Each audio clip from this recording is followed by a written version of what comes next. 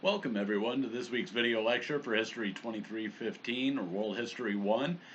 So the topic for this week is European maritime exploration and engagement with the Atlantic world. And this is really where our course wraps up. We're going to be looking at some of the major trends that starts a very rapid process of globalization. And really a lot of this sort of fallout from the subject that we're looking at this week is something that gets covered in the subsequent world history class, World History 2.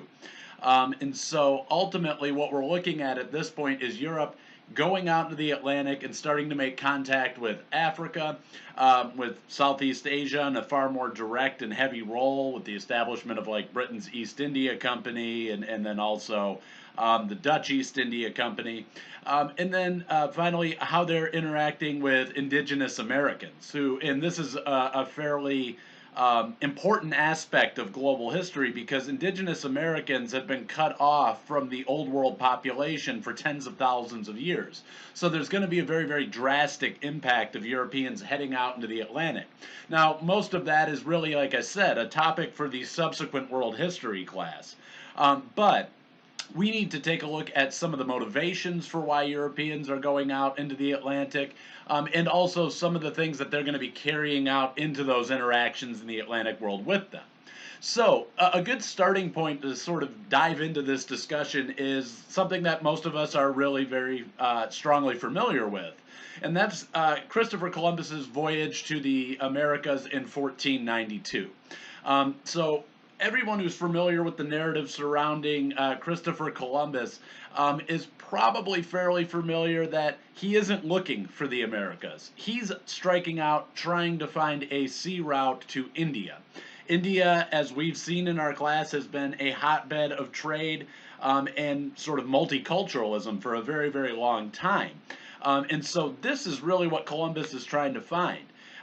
But his voyage out into the Atlantic world, his voyage to discover the Americas as it was, don't know how you discover a place with millions of people living in it already, but that's an issue for a different conversation. But really, this isn't happening at a random time. What we're seeing is there is an expansion of Islamic influence in the Near East, Eastern Europe, moving even into Central Europe. They're growing in Asia and all along in North Africa. And what this is doing, what has happened here, is that the growth, and this is primarily coming through the growth of the Ottoman Empire. The Ottoman Empire grows out of a center point in what today we would call Turkey and what historically in our class we've been calling Anatolia. But they're growing outwards, and essentially when they do this, they're blocking off all of the land routes that Europeans could take to get to the very resource-rich markets of China and of India. And so that's why Columbus is sailing out looking for passage to India. It's not random. They're not using these land routes for centuries, and then he goes, you know what, I'm sick of going overland. Let's see if we can take a boat. That's not what he's trying to do. There is mounting territorial pressure on Europe. Europe is needing to look outwards. They need to look to the Atlantic if they want to continue to expand their territorial holdings and their resource wealth. Really, Columbus is not the first person to have this idea to try to find a sea route to Asia, but he is widely mocked by most people of his time period, particularly cartographers, for trying to find the route to the west. There's this sort of narrative, at least I don't know if they still talk about this in schools, but when I was in school, it was nobody knew about America, about this massive land, the Americas, these huge continents that are just in the way of getting from Europe to Asia if you're sailing across the Atlantic. That's not true. The reality is many cartographers and explorers had a pretty clear understanding that if you sail directly west out into the Atlantic, you don't get to Asia. You hit something before you get there. And there's another sort of general consensus among explorers and cartographers of the time period that even if you could find a direct sea route towards Asia, it would take too long to get there. The world's too big, and you'd run out of supplies pretty much and die before you could find a route. And so, while Columbus takes this pretty bold move and decides to sail west, more prudent explorers and cartographers are saying we need to find a route to India, and the way we're going to do that is to sail around south of Africa. And so, really, while Columbus is kind of this outlier, the majority of explorers, and most of them are going to be Portuguese. The Portuguese are really the earliest maritime power of Europe that's going to be out on the scene everywhere in the world. But it's the Portuguese explorers, they start navigating the African coast and saying, if we want to get around this blocked land route to Asia, then we need to sail south and circumnavigate Africa. The first person who actually succeeds in doing this is a guy by the name of Vasco da Gama. He takes a trip in 1498 in which he finally reaches the southern cape of Africa, and then he continues on into the Indian Ocean where he crosses and makes it over to India as well. So all of this exploration, again, I just really want to make clear this pattern of cause and effect. It's not random. Europeans didn't just wake up one morning and say, hey, let's go on a really lengthy, overseas, dangerous voyage in which many of us won't come back. That's not what they're doing. They're looking towards Asia. They're looking particularly towards India as a place that they need to do business with, they need to trade with, and they can't get there by land anymore because of the growth of very large Islamic empires. So, when you are looking through the PowerPoint lecture, you can see that there's some maps showing you the expansion and growth of the Ottoman Empire, and then also a map showing you all of the different areas in the 1400s that the Portuguese made landfall on the African continent. And of course, when they start engaging with the African continent, they're going to start building trade relationships that will form the basis of what will become the Atlantic slave trade at a slightly later date. The first shipment of slaves are going to leave Africa and be taken up to Europe. In particular, they're taken to Portugal in 1460. And so that's really what we tend to consider the beginning of the Atlantic slave trade. So I do want to take a look again. I really want to drive home this pattern of cause and effect. And we need to look at the causes of European maritime expansion. So, in addition to these pressures from the east, the fact that we have Islamic empires growing more and more powerful and cutting Europe off from these land routes to Asia, you're also seeing some other trends starting to take place here. First and foremost, Europe by the 15th century is starting to repopulate. They're now recovering from the bubonic plague, something that we looked at in depth a few weeks back, and now their populations are starting to rebound and grow again. With this growing population, Europe is going to have to start looking, as they always have, to the outside world for more resources.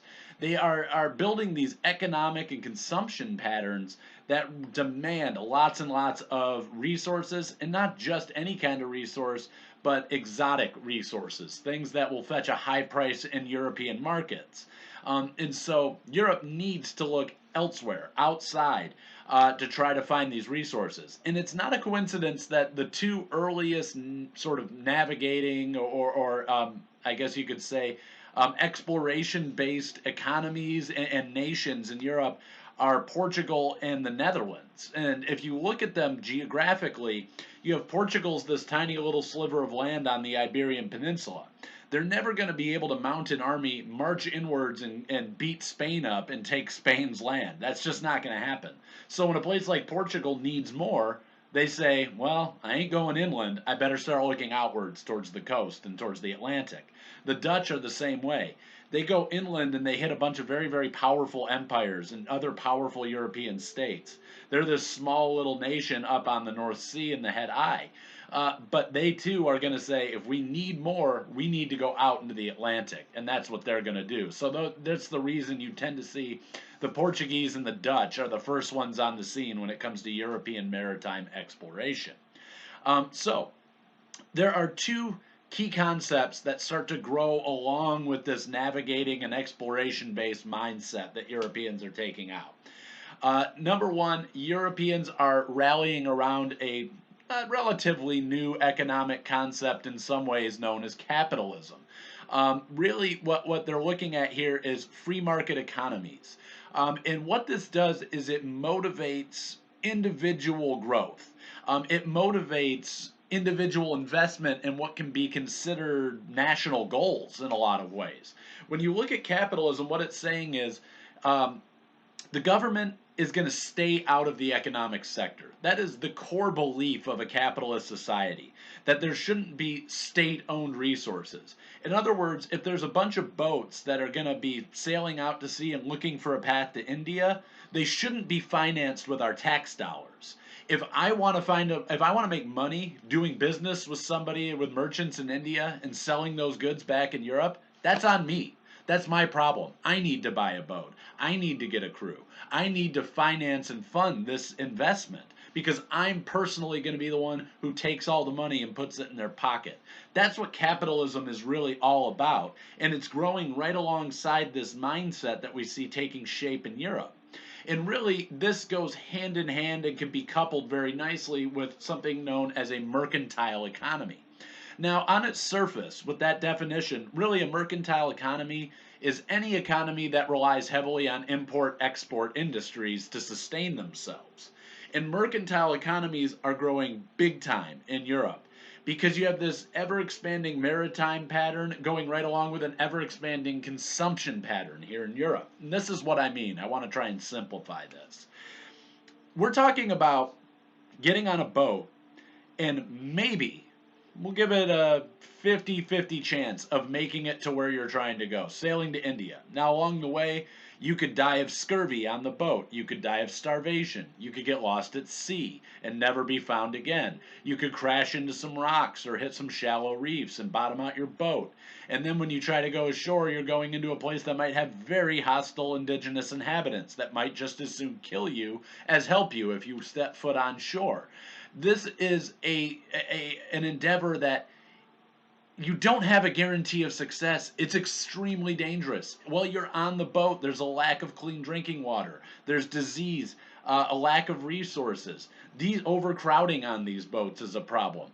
This is a very, very dirty, ugly, undesirable endeavor. Nobody is volunteering to just, oh yeah, for free, I'd love to just get on a boat and sail over to India. No one wants to. That's not why they're doing it. They're doing it for black pepper. And I always use black pepper as an example here. Now, there's lots of different exotic trade goods in Asia that people are going there for. Silk, Pajitna cloths, lapis lazuli. There's all different types of resources there that Europeans want their hands on. But I think black pepper illustrates it very nicely for modern people. I love black pepper. I won't eat a steak without putting garlic powder and black pepper on it. That's the truth. Europeans don't have black pepper. Europeans usually are basically putting salt and nothing else really as a spice on their meats, on their foods. And so black pepper is a spice. I'm not going to die if my steak doesn't have black pepper on it. So why would I die trying to get the black pepper? It's because some rich guy in Europe has to have it on his steak. Some rich person in Europe is willing to pay top dollar for black pepper. And that's why it's important. That's why people are volunteering to get on these boats. And they're not volunteering, they're doing it for money.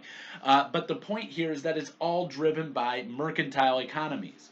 Under capitalism, because there's no overt regulation by a government, what happens is you come up with this concept of it's worth whatever someone's willing to pay for it. So black pepper on its own, it's not some precious mineral. It's not exceptionally rare. It doesn't have some unbelievable value that we couldn't perceive of in modern times. And so what it really is all about is that it's worth something to the right person. Someone's willing to pay a lot of money. If my khaki pants, if you were willing to pay $1 million for these pants, then that is what they're worth on a mercantile capitalist free market sort of structure. And so that's why people are doing this. That's why they're making these incredibly dangerous journeys. And it's all for something that we would consider rather trivial. If I don't put black pepper on my steak, then so be it. I'll put something else. I'll put salt on it, and that's the end of it. My steak's not going to taste as good, but I'm going to live. My family's okay. I don't need black pepper. It's not like other foodstuffs. It's not a staple crop that I need to sustain myself. But it's something I want, and it's something I'm willing to pay for. So it's something that somebody else is willing to take a big risk to go overseas and get. And that's what's starting to happen in these European economies. Now, there's a bunch of byproducts to this. And one of those byproducts is rapid urbanization. Generally speaking, the capitals of these European nations were fairly well populated, but what we start to see happening is Europeans start flooding to the coasts. And there's a reason for that. If I'm a farmer living in Germany and I'm working out and I'm in the Black Forest, I'm nowhere near the sea, I'm nowhere there. I get out, I go out every day, I turn my shovel into the ground, I pick at the crops, I do back-breaking labor every single day just to barely put food on the table. I'm never going to be rich.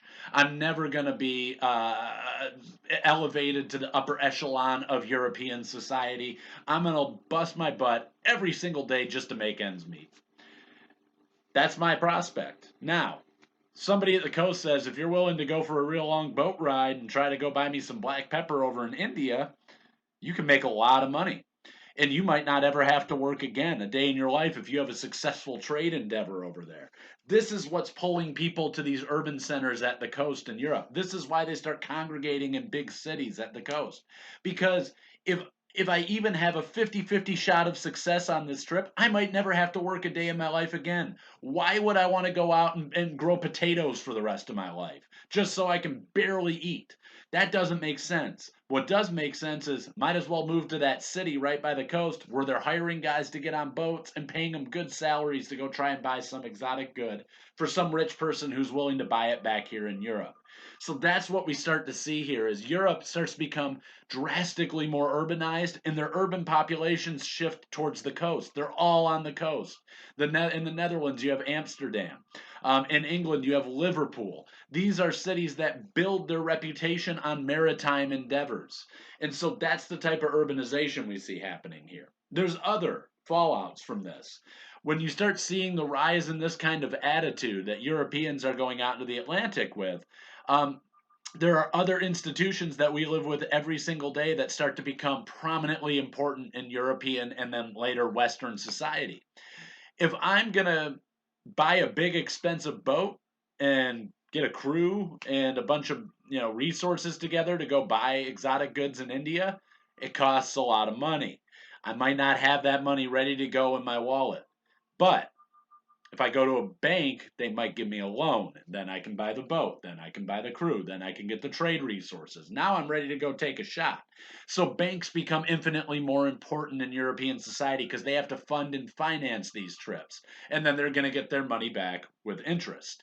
And then you have insurance. If I'm putting a bunch of dudes on a boat and sending them halfway around the world to buy something, how do I make sure that I don't lose everything I invested in this?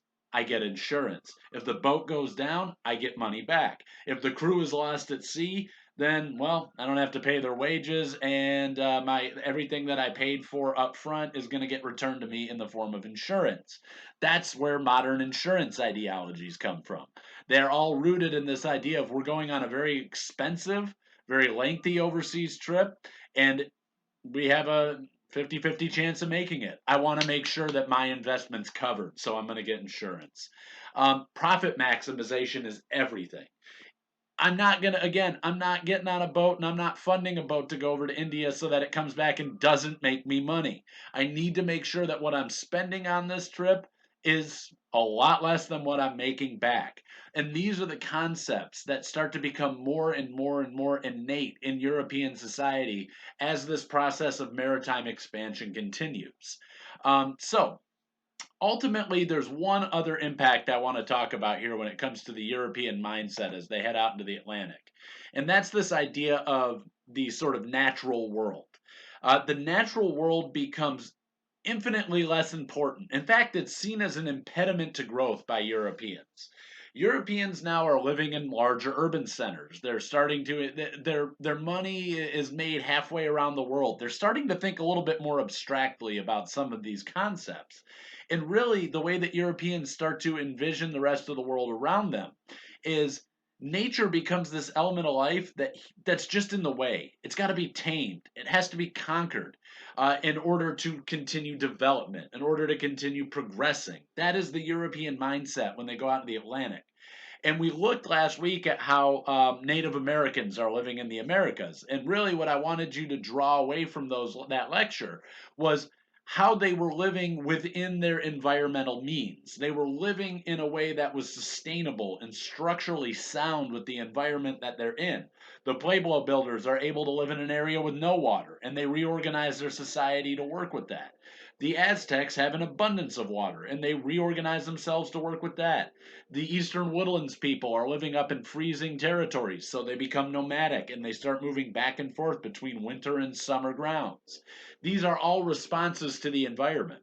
They're living within the natural world. When Europe goes out into the Atlantic, if there's a forest in my way, burn it to the ground and go straight through because it's just going to slow me down. And so that's the way that Europe is now thinking about nature and the natural world. And this is going to put them on a collision course ideologically with the people that they're going to be encountering in Africa, in America, the Americas. I shouldn't keep narrowing it down. It's not the U.S., it's all of the Americas. People in Southeast Asia are living in a far more environmentally friendly way. And so this is something that is really going to be something that it puts Europeans at odds with the people that they encounter because they simply don't think about the natural world in the same way anymore. So, Europeans are striking outward. They're going all around the globe. Really, they're looking. It's constant competition between these European nations. And this is one last idea I want to roll in there. I know I'm kind of staying on this one subject for a second, but this is all about competition. Mercantile economies are. There's an important underlying concept here, and that is Europeans believe, and we know this to be a fact, they are correct in believing that there are a finite number of resources in the world. And so, if everyone's engaging in overseas trade, distance trading, mercantile economies of import and export, if you're thinking about this, there's something that should be playing out in your mind. Here's the world's resources in this circle right here. If I'm Spain and France comes and cuts a big wedge out, the available resources for me just got smaller. And the mindset of Europeans are, I have to outcompete my neighbor because if I don't, if he gets more of the lion's share of resources than me, he's going to use those resources to crush me and take whatever I have, and then I'll be nothing. I'm just some subject state to them. And so this is another key mindset that Europeans are going out into the Atlantic world with. It's this idea of there's only so much to be had. And if he gets it, then I can't. And if I don't get it, he's going to crush me. And so it drives colonial competition. The European nations are all at each other's throats. They are in constant competition to get more resources, more land, more territorial acquisitions than any other nation.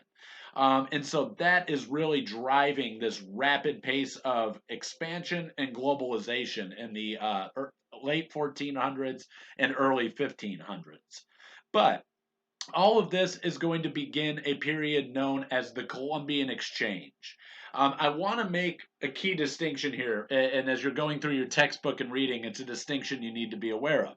There are two different concepts that are kind of similar being drawn out of this time period that your textbook talks about. There's the Columbian Exchange, and then there's the Atlantic System. The Atlantic System is talking entirely about the way that the Atlantic world and really the Americas got set up. And so what it says basically is that European technology and military authority, and basically Europeans' ability to come in and conquer smaller states and less unified empires like the Aztecs and the Incans in the Americas. Their ability to do this, that's what they bring into the Atlantic system. They bring the organizational aspect of it. They're the ones who are going to design the entire thing for the most part.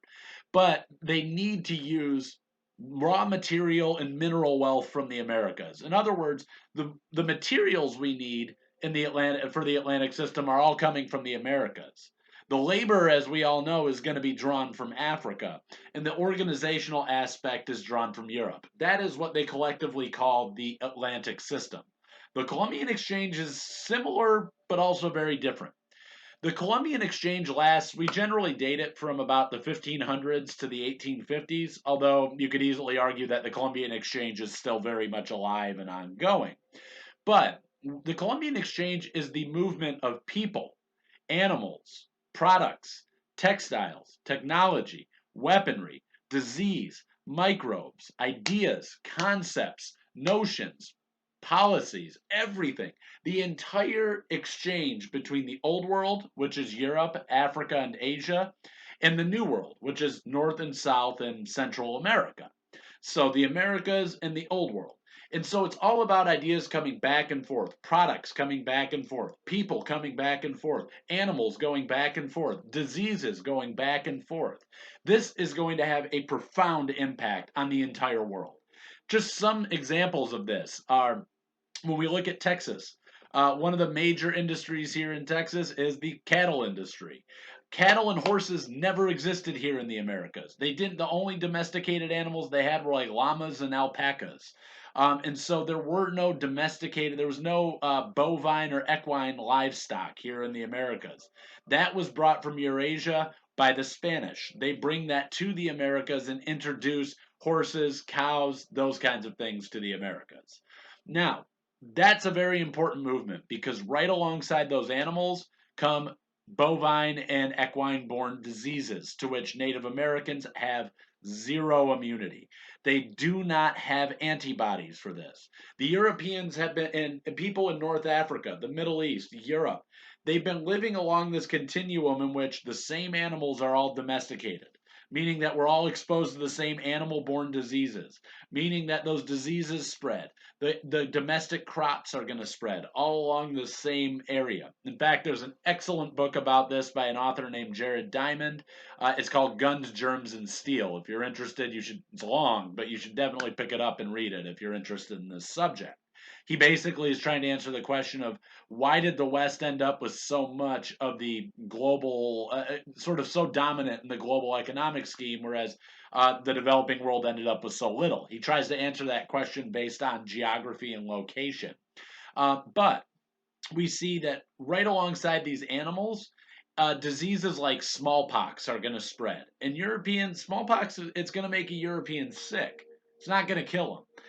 But a Native American, it will wipe out their communities because they have never been exposed to this disease because they didn't live alongside animals like cows and different types of horses and other bovine animals. And so estimates are as high as 90%. A lot of historians have said within one generation of European contact, about 90% of Native Americans were killed off unwittingly by the spread of disease, particular smallpox. This is the one that really ravages the Americas. Now, on the flip side, you have things like corn, potato, tomatoes, tobacco, cassava. Those are all indigenous to the Americas, and they're actually shipped out of the Americas by Europeans, making them staple crops in other parts of the world. Corn becomes a major product in different parts of Europe. Tomato becomes a key product in many, many, many, many places. West Africa, most of Europe, the Middle East, and the Mediterranean. Tomatoes start to become a major food crop there. Cassava is still a staple crop in most West African societies, even though it was originated in America. It was Potatoes are generally affiliated with Ireland, but it was introduced there after it was discovered in the Americas. Citrus fruits are pretty much originating in Asia. So Europeans are going to Asia and finding things like grapefruits, oranges, lemons, limes, and they're bringing those over to the Americas and planting them here where they're doing well in places like Texas, Louisiana, Florida. So the Gulf Coast states, they find definitely when you move south of the United States, there's great industries for things like that in Mexico and Central America.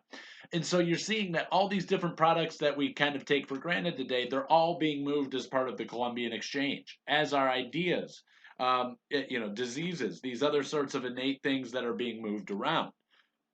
Now, this time period represents incredible growth for the spread of European cultural, religious, and economic influence. But if we look at it from a different perspective, when you're looking at it from a Native American perspective, this is the beginning of the end for them. This ends their dominance over the Americas politically, economically, militarily. This is the beginning of the end for Native Americans. And there's quite a bit of detail on the fall of the Incan and Aztec empires in your textbook. So I'll let you read through that.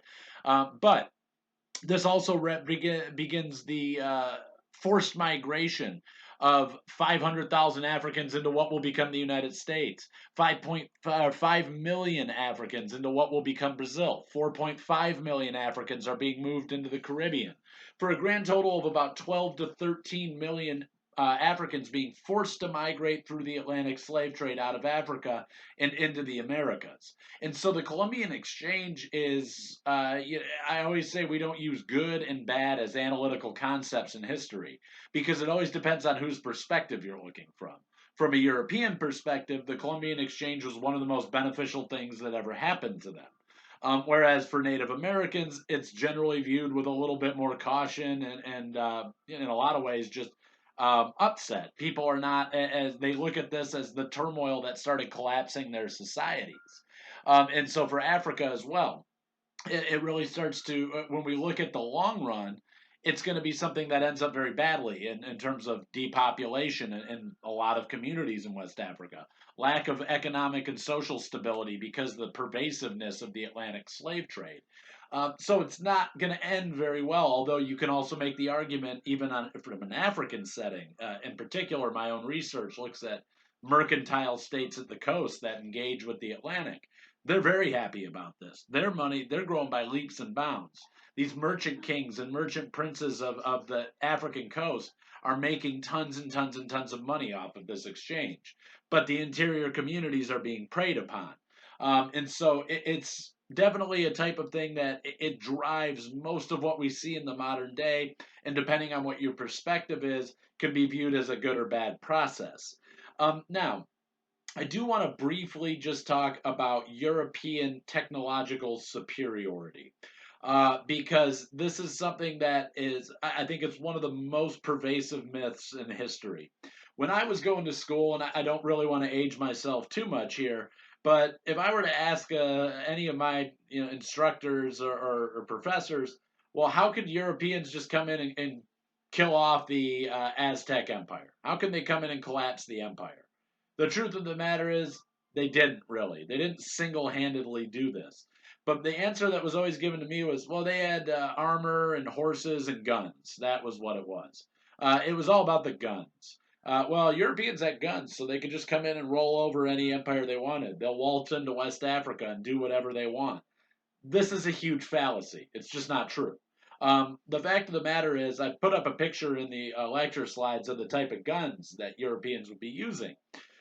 Most Europeans preferred something known as the flintlock rifle at this time, in the 1500s. The Dutch preferred a variation of this gun known as a blunderbuss. You've probably seen it. It's just a rifle, but it's got this almost comically big barrel. It's like that big around. But the point I'm trying to make with these weapons is if you're really, really, really good with it, you can maybe get off one shot every 30 to 45 seconds. Here's the thing. I don't want to be the guy standing there going, all right, come on, I need this wick to burn down, and I hope that the thing doesn't blow back up in my face, because that's a very likely possibility with these poorly designed guns. The rifling on the barrel is not that good. You're not that accurate. Here's the thing. I'm not going to be able to stand there and wait 30 seconds when I've got 5,000 people with spears, bows and arrows going fink, fink, fink, chink, chink. They're just shooting off arrows at me. I'm not going to win that battle. 50 conquistadors aren't killing 5,000 Aztec warriors. That's not how this happened.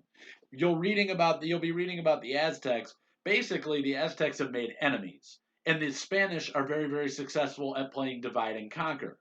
They go to those enemies surrounding the Aztec Empire, and they use them as a fighting force. But really, the truth of the matter is, there's two ways that Europeans come to dominate, and neither one of them is technological superiority. It's not horses, it's not armor, and it's not guns, because none of these things is going to win you a battle against a full-strength army. So, what is happening here is that what I was just talking about. Number one, Europeans are very good at divide and conquer. They're good at getting in on a local scene and fomenting trouble. Saying, yeah, no, man, these Aztecs, they're treating you guys like crap. I would do something about it if I were you. And if you want our help, hey, we can help you guys. And so they're going to start using the smaller communities around them to collapse these big societies. They're going to find enemies that already exist and use them to infiltrate that society and destroy it. Secondly, They're not going up against full strength armies. They're not going up and trying to fight full strength societies. These are societies that are being ravaged by disease, that are suffering from social and political turmoil. The Europeans will work with a strong empire until it starts showing weakness.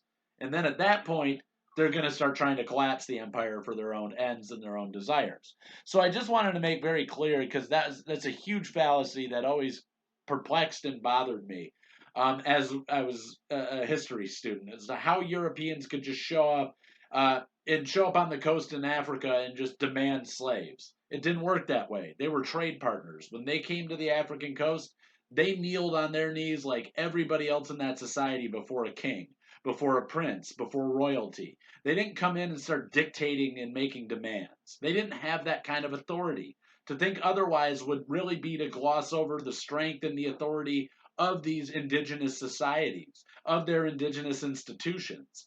Really, what's happening is Europeans are able to manipulate situations very well once they get on the ground, and that's what we're seeing. So, the American colonies are a big, big part of sustaining these European growth patterns. They're really a big part of sustaining what Europeans are trying to do during this period, and they all kind of slice up and take their own little piece of the pie. The textbook talks a lot about who claims what in the Americas and who they're encountering. You're probably largely familiar with the fact that the Spanish are going to take pretty much everything from the American Southwest down to South America. The Caribbean's being split up between the Dutch. The Portuguese managed to grab a few islands early on, but generally are going to get booted off. The Spanish have strong presence in places like Hispaniola. They have strong presence in a lot of the Caribbean islands. You have the French taking areas like San Domingue, which is eventually going to become Haiti. They're taking the French Antilles. The British are heavily invested in the Caribbean. The West Indies / Caribbean is really where all of the European powers are constantly vying for authority. The French are taking the Great Lakes area of the United States, the eastern parts of Canada, what we today would call Montreal and Quebec. On paper, they technically own the entire Mississippi River Valley from Louisiana all the way up to Minnesota and into Canada. The English are taking that little slice of, what will become the 13 colonies of the United States. They're taking that little slice of the East Coast, the eastern seaboard of the modern U.S. The Dutch claim New York for a short period of time before they're kicked out by the English. And so everybody's out there trying to gain their little piece of the pie.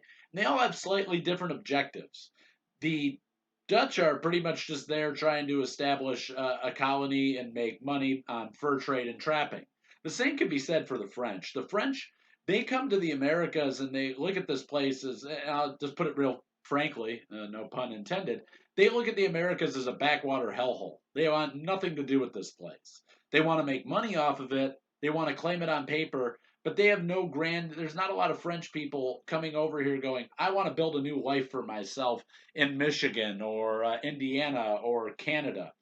That's all seen as uncivilized, barbaric, basically frontier. It's all just frontier land that you have to carve out a piece for yourself. So they send a bunch of young guys who just trap and trade with Native Americans. Their goal is to make money, get on a boat, and go back to France. They don't ever really want to live here. The English are different. They focus on establishing settler colonies. They want to get a lot of people here and rebuild England in the Americas. That's what they're doing. That's why you get that little area of the Northeast in the United States now known as New England. They're trying to build these places out and settle families here. That's why over time, in what will become the United States, the British largely just come to outnumber the French or the Spanish anywhere that they go. Their numbers are just larger because they're sending entire families and then procreating and rebuilding towns and communities in the Americas. Whereas the Spanish are a little bit different. They have an innate focus on conversion. Now, that's not to say they're here trying to make money. They're building cities too. They're doing everything that all the colonial powers are doing. They're trapping and trading and finding gold and collapsing empires and putting Native Americans largely into slave labor where they encounter them as part of the encomienda system. They're doing all these things to make money, but they do so by saying we're making money, but that's a side project. That's kind of just a secondary thing. Really, we're here for the salvation of these poor Native Americans. We have a job to do. We have to convert the native populations all around the world to Christianity. And so they're sending high numbers of missionaries, of priests, of people who are going to push that religious element. And that kind of separates them out from the other major players of American colonialism, like the British and the French. They both do some conversion missions too, but that's not their main emphasis. They're not going out with this goal of we have a duty to go and convert everybody else from around these other areas of the world. And this is all rooted back in these European events, the Reconquista and the Spanish Inquisition. The Reconquista is something we talked about in previous lectures. I reiterate it again this week, where they're basically they're retaking all of the Iberian Peninsula from Muslim rulers. Well, the Spanish Inquisition comes after that. And it starts in the sort of mid to late 1400s, and after they've reclaimed Spain and Portugal for Christian leadership, they start challenging whether people who have been forced to convert were true converts, and that's what the Spanish Inquisition's all about. They're trying to figure out: are you really Christian, or did you just convert to avoid deportation or punishment, exile, basically? And so there's been a lot of talk about violence and the torture and death of Jewish and Muslim converts in Spain. Um, there's a lot of debate about the actual scope of the Spanish Inquisition. The best estimates, I think, from what I've read, with historians who are really well respected in this field, they put the death toll between somewhere between 3,000 and 10,000 are estimated to have been killed. But there's another 100 to 125,000 that might have died in Spanish custody while they were waiting for their trials. So it's really hard to kind of come up with a number. What we do know for sure is that while this Spanish Inquisition is going on, Jewish and Muslim converts, and there's far more Jewish converts, the Muslim people tended to retreat alongside the Muslim rulers and go back to North Africa. But the Jewish population said, yeah, we'll convert to Christianity if it keeps us from getting kicked out. But then they get tested and they're going to see, hey, are you actually a convert? Do you really believe in Christianity? Or are you just trying to avoid exile? And that's going to give rise to this large Sephardic Jewish population. They leave during the Spanish Inquisition. Hundreds of thousands of Jewish people leave Spain and Portugal and they go to North Africa. They go to Central Europe, places. In fact, this is where the Jewish population of places like Germany and Austria, they're generally Sephardic Jews, people who have been living in the Iberian Peninsula but had to leave during the Spanish Inquisition. But because of the Reconquista, because of the Inquisition, it gives the Spanish a really acute focus on conversion. They want to go ahead and convert these indigenous populations around the rest of the world. All right, I realize I've been rambling for some time, but this is my last video lecture of the semester. And the thing I'm going to wrap up with is I'm doing my due diligence. Technically, our World History 1 and our World History 2 course splits at the Protestant Reformation. Why? I don't really know, but that's what the catalog says. So that's how I'm going to wrap the class up here, talking about Martin Luther and the Protestant Reformation and some of the impact that had. So really, when we look at the Protestant Reformation, it all begins with this guy, Martin Luther. And please, when you're looking on exams, don't fall for Martin Luther King Jr. I know it's hard to keep those guys separate because of the similarity in names. Martin Luther King Jr., 1960s and 50s civil rights activist in the U.S. Martin Luther, German priest and theology professor. That's who Martin Luther was. He's in the early 1500s. He's working in a town in Germany called Saxony. And it's at that point in time part of the Holy Roman Empire. And in 1517, he drafts a letter to the Archbishop of Mainz. And really what he starts doing in this letter is he talks about all the things he sees in the Catholic Church that he's not happy with, that he doesn't like. His number one pet peeve is the selling of indulgences. What this means basically is that if you're willing to go and make a hefty donation to the church, and really basically to bribe a priest, to pay a priest a large sum of money, then they will give you forgiveness. They'll allow you to repent for your sins, and they'll give you church-sanctioned forgiveness so that you can go to heaven. In other words, you're buying your salvation with a bribe. And so that's what the selling of indulgences is. And he's got 95 problems with the Catholic Church.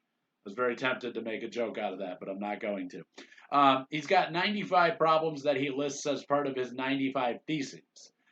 So the pop or folkloric culture or history or surrounding this is that he marches down to the center of town and he nails his 95 theses to the church door. Here's everything I don't like about the church. There's no actual historical evidence that he ever did that. But he lists these problems out in his letter to the Archbishop of Mainz.